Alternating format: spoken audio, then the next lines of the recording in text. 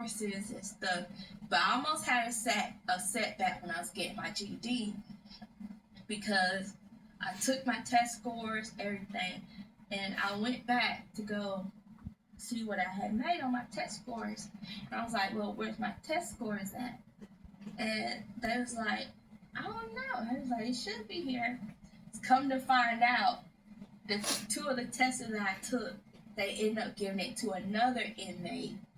So they got your score. They got my score because her name was the same as mine, Christina Williams, but we had different opus numbers. Right. But they didn't look at that. Right. So you had to do it again. I had to take the test again. Right. So you passed though, right? Yeah. So you passed 2 times in a row. 2 times. So she got a passing grade because of you. Yep. Yep. I'll be doggone. Well, I mean, it's a blessing in disguise for her, and it's still crazy. So that lets you know that you were smart. Yeah. That you passed twice. Yep. Well, that's good. And then how long did it take you to get your GED in there? Like, are the courses... Well, I mean, I don't know if you would know about college life now, because you've been in college since you've been out, right? No, well, not since I've been out, but when I was in prison, I was taking college. Like college. So was it set up, like, how was it set up? The college? Yeah, like to go to college in prison. Well, we had the college was Warren Wilson, and they had Inside Out. It's called Inside Out. Mm-hmm. And college students would come into the prison because we had classrooms and stuff like that. Mm-hmm. The college students would come into the prison and sit with us and help us, like if we needed help or anything. And we would take class together. Kind of like teach you and stuff. Mm-hmm. Okay. And we would take classes together. Okay, so they would come into prison, but they're learning too. Yeah. Okay, well, that's kind of cool. They didn't have y'all like chained up or nothing, right? You was free, and okay. Did they have to like check y'all before y'all go in there, make sure y'all didn't have, you might stab somebody with a pencil or something? No. Somebody trying to get out. I don't know. They didn't never check us, but the college, they had to be checked and everything when they before they come in, because they know what they brought in. Yeah. Right. Okay. Well, at least it was like, I guess they give you some freedom. Yeah. To not feel like an animal. You know what I mean? That was an honor grade though. Right. Well, that's good. So, are you going to school now, or are you trying to go to school now? Yeah, I'm actually trying to get everything straight because I actually do want to go back to Warren Wilson. Oh, so you're gonna go back there to learn more, or get more. What do you want to go back for? Writing, crib writing. Okay. And guys, I'm gonna let her tell you, but I think I'm gonna spoil it. So she said writing.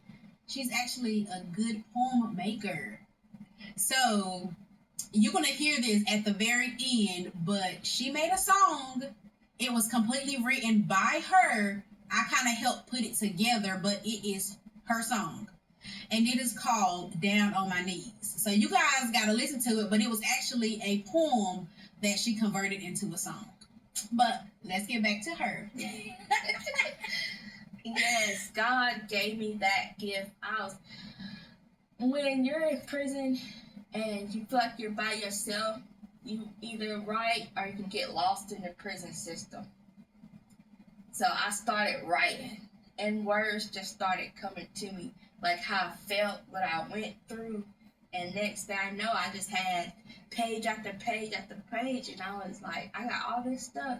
I said, I want to share it with people and see, And I didn't even ask you to bring one to see if you wanted to actually read it. Yeah. But that would have been good for them to hear one of your poems, but they're going to hear your song. Yeah, and it was actually a poem. And it's a good song, man. I ain't gonna lie. I had it on repeat. I ain't gonna lie to you. It was on repeat. Yes. But I tried. My first poem that I ever wrote while I was in there was called One Sided. They said it was jealousy, insecurity. Said it was my fault. They tried to blame me. But I didn't back down because my God was around. So many times I was black and blue. I had to lie to hide the truth. I was battered and my life didn't matter. I told but was shown no sympathy. I guess God created them with empathy. I had a lot of sorrow praying for a better tomorrow. trying to keep my life afloat by hanging on by a rope, praying someone would give me hope. I wanted to end it all because my back was against the wall. They took my kids, didn't even get to say bye, but I'm not going to get even. I just thank God for being forgiven and the second chance that I've been given. And that is good. That is good. And you, of course, because you wrote it, you remember it word for word. So Yeah. that's the one you sent me. Yeah. Okay. But that was good. And it was good when I read it anyway. And you said, how about the song? Did you like that too? Yes. Yeah. That poem was good. Yeah. I'm like, Yes. I'm like, yay! Because I didn't ask you to bring one, but you remember that. So that is great. Yeah. And like I said, she is a good poem writer, and it's true. It's facts. It's about her life. It's about how she feel, what she went through, because a lot of people go through stuff, and people are always trying to tell you how you supposed to feel, how you supposed to live your life. And I can relate, 100%. I can relate. But we're gonna move on to some more of these questions. So I know you be like, look, this is getting too long here. Yeah. But I do want to know, what kind of advice would you give people in your situation who's going through the same thing? What would you give them to try to help them get free, get out without going to prison? To find their self-worth, to believe in themselves. When we're in domestic violence, we listen to what somebody tells us. Oh, you're not good enough. You won't be nothing without me. And I did this. I did this. You can do it. You can do it. Don't believe them. I'm telling you, you can do it. I'm telling you by my experience. And look, I've did all this stuff, accomplished all this, everything that I'm doing right now. I accomplished it by myself because I started to believe in myself and do things on my own. Yes, going to prison was not my plan or none of that stuff, but I'm also thankful that I went because I was allowed to build myself back up. And that's how I am the person I am today, because I was allowed to find myself and believe back in myself, lean on God and everything. And because of that, I'm at a place that back then I never thought I could be. Right. I'm driving, I'm working. Shout out to Burger King on Vernon in Kingston, to the supervisors, Tracy and Christian, because when I first got out, it was hard for me to find a job because everybody's looking at my record and nobody wanted to hire me. But thanks to Christian and Tracy, they saw me for me. Right. And they hired me on the spot. Well, that's a blessing. Yes, it's a blessing. And I got into a good church, the Rock Church. I got in a good church with the pastor and his wife. They've been blessing me. I got into peer support. They paid for it. And I was able to now I'm a peer support specialist. Mm-hmm. And I'm working at a company called Oasis. Mm-hmm. And I'm thankful for that because I'm able to do this. I'm thankful to my aunt Doris and my aunts because they never stopped. Every time I wanted to quit or give up, they was right there saying, "You got this. Keep going. Keep going." Right. I'm thankful for my kids, even though they wasn't in my life. And when everything happened, they were still in my life because everything that I did while I was in prison, you did for them. I did it for them. Right. I did it for them. And I want to thank my friend Nathaniel because he was there and he helped me, Mm-hmm.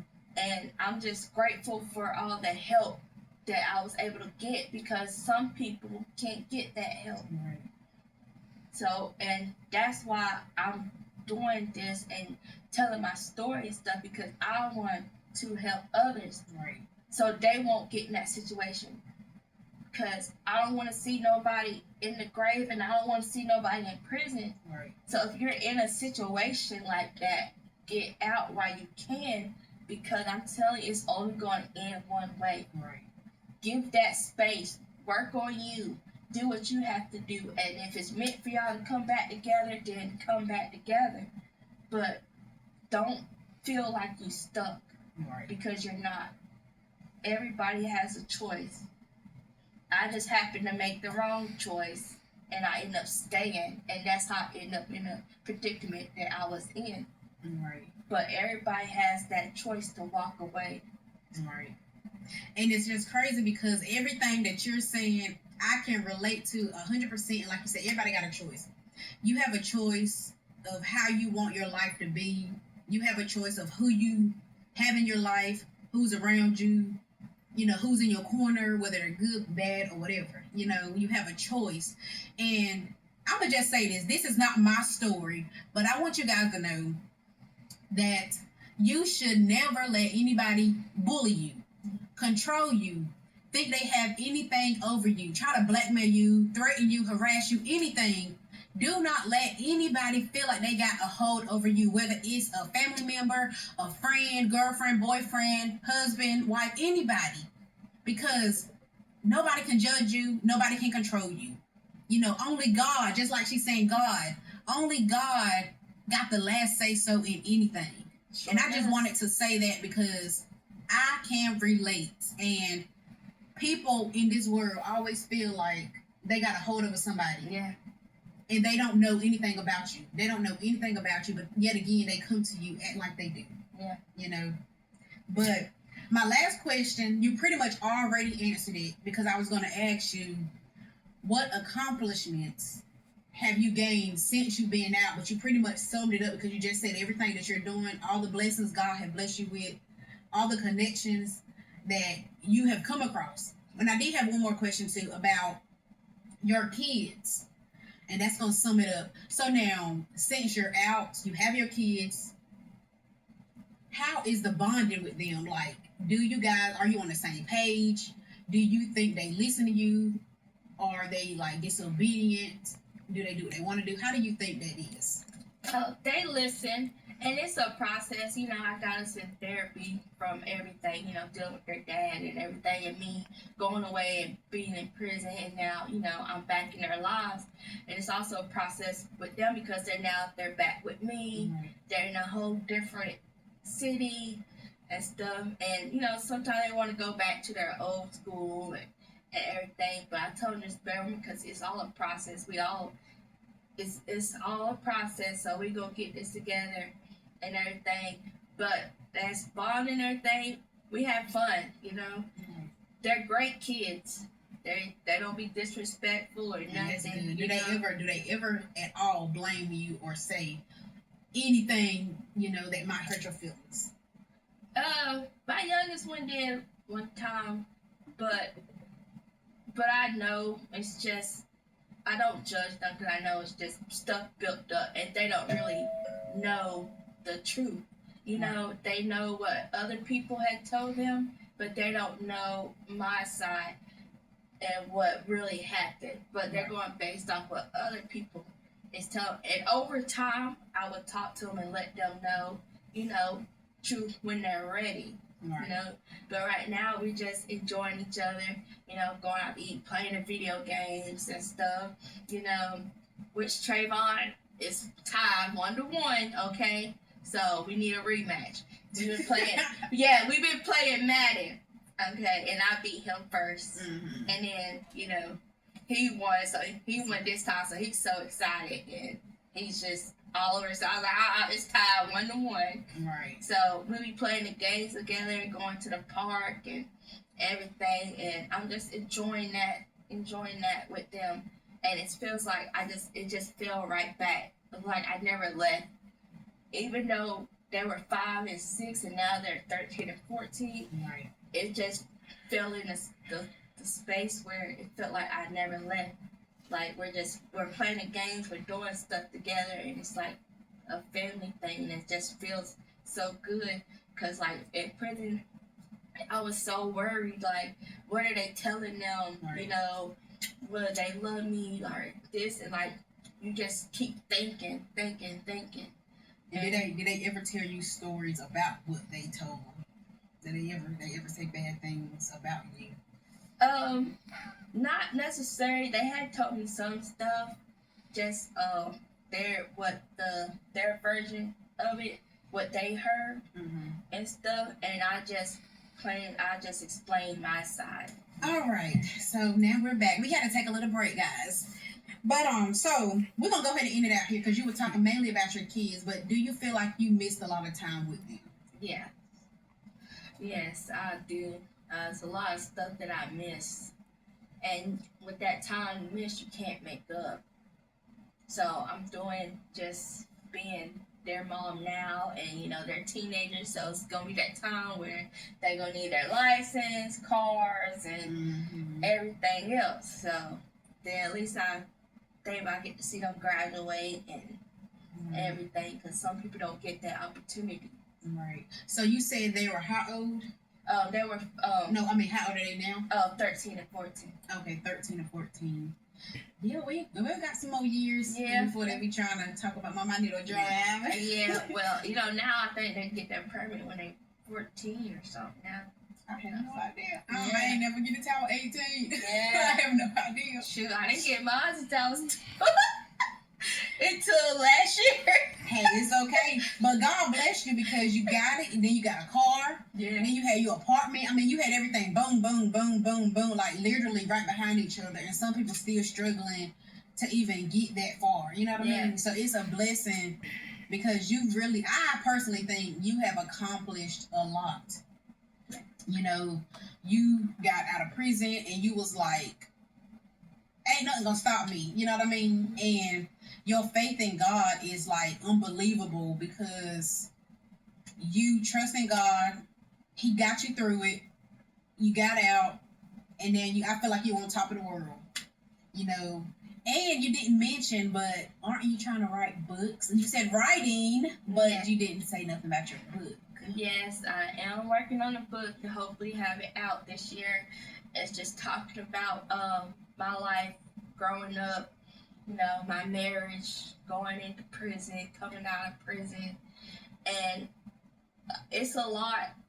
But I think a lot of people will relate to it. I lost my mom when I was 16. Mm-hmm. My dad a month before my 20th birthday from cancer.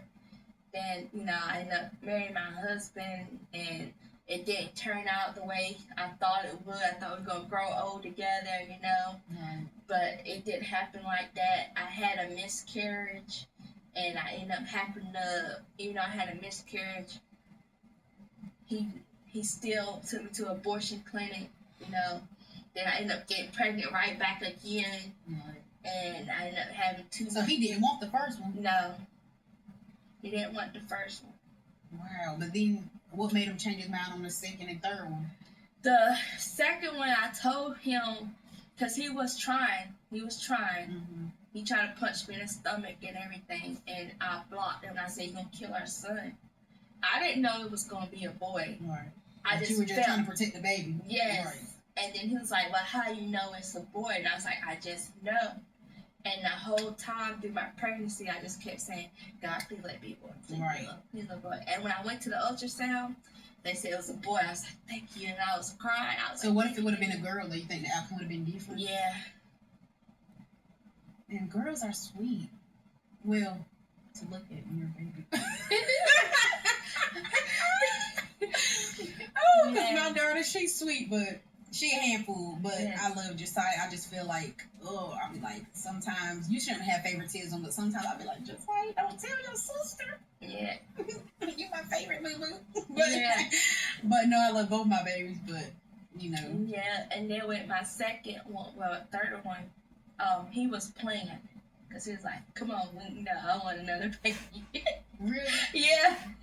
That's all he said. He said, "Come on, I want another baby."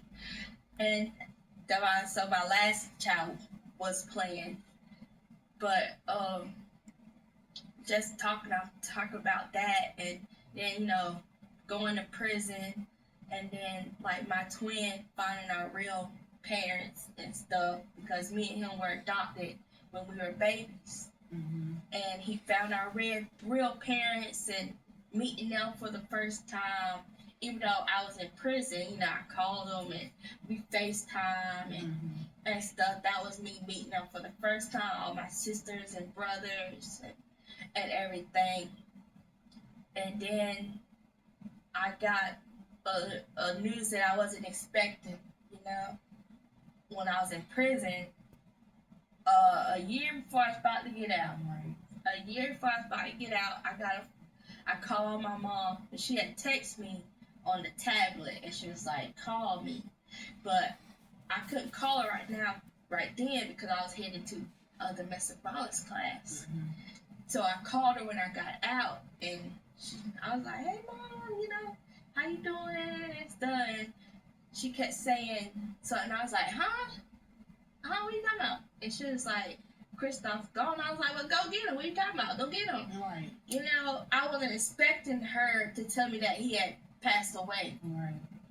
And I just started, in prison, I just started breaking down, crying, screaming, ran out the building, everything. And people, they didn't know what was going on. The officers, nobody. They didn't know what was going on. They thought I was getting stung Right. by some walls or something.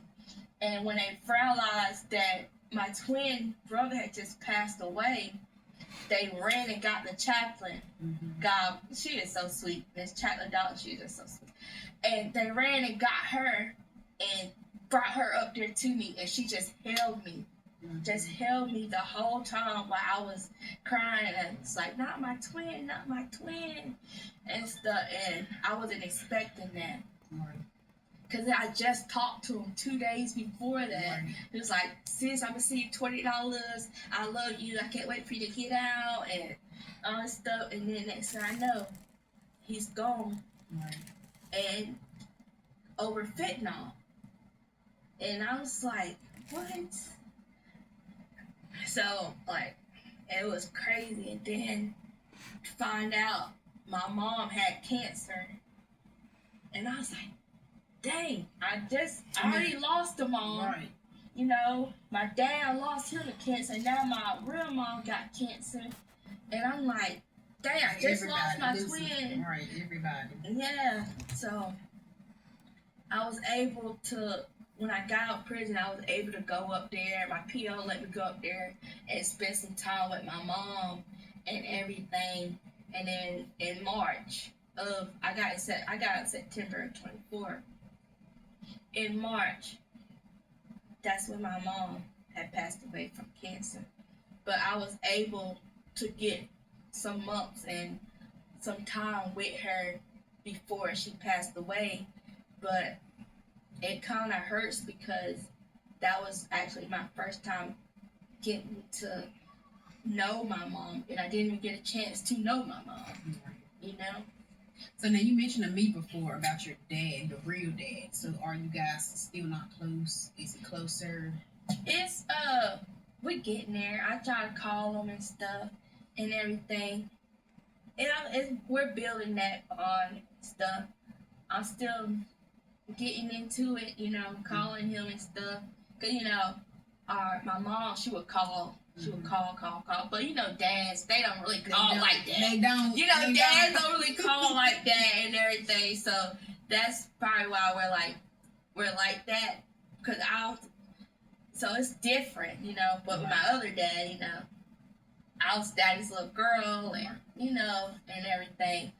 But I call my dad and stuff, and we're building a relationship, like sports, stuff like that. I'm trying to get up there and go see him and everything. But yeah, we building a relationship, with my siblings and everything, getting to know my sisters and my brothers and everything. So it's a lot, but I'm thankful, for everything. And it's hard when you lose people. Right. It makes you want to back up, give up, and all that stuff. But I want something better for my kids, and I want to live my life like Kristoff is living it with me. Right. And that's what I want to do, because he's not getting that chance to finish doing what he wanted to do in life. Right. So anytime I do something, it's like, Chris, I did this for you, come on, let's go, Right. So, but but my book is just kind of about my life and dealing with everything in prison. It's a lot. That's what my book is just based off my story. Your story. You telling your story here, but your book is gonna be even better. Yeah. I'm sure. So how long is your book gonna be, like page wise? Do you know or not really? I ain't gonna make it that long. I'm trying to, so but I ain't gonna tell everything. Right. You gotta keep some stuff to yourself. Yeah, I ain't gonna tell everything, but I am gonna say the main gist of everything and what led up to prison, like the people I lost and everything. Right. But I'd probably say about 12 chapters, maybe 20 chapters. Okay, yeah. Don't be like me, being too open with my life, you know, and telling everybody you think you trust, you know. Don't be like me. Yeah. But I'm gonna go ahead and end it out here, guys. So first, before we end it out, I'm gonna go ahead and let you guys listen to her song "Down on Your Knees," or actually "Down on My Knees." Take a listen.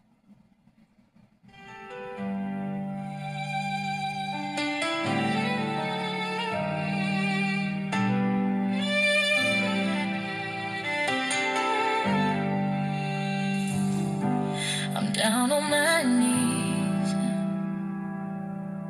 letting you know that you and my kids are my main priority.